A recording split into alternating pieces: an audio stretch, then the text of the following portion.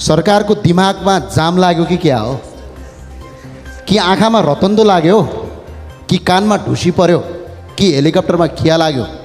मन्त्रीहरूको सवारी हुँदा सरकारको हेलिकप्टर घुमेको घुमै हुने, हुम्लामा हिमपैह्रोमा हिमताल फुटेर जनताहरू रोइरहेका छन्, एउटा हेलिकप्टर पठाउन सकेका छैन यो सरकारले, कि कर्णालीलाई हेपेको हो। यदि हेपेको हो भने म सिधा भन्न चाहन्छु, आज यो संसदमा म निर्वाचित हो कर्णालीबाट, तपाईँ कर्णालीलाई अलग बनाउनुहोस्, तपाईँको राज्य व्यवस्था कर्णालीबाट सार्नुहोस्, अन्त हामी चलाएर देखाउँछौँ कर्णाली।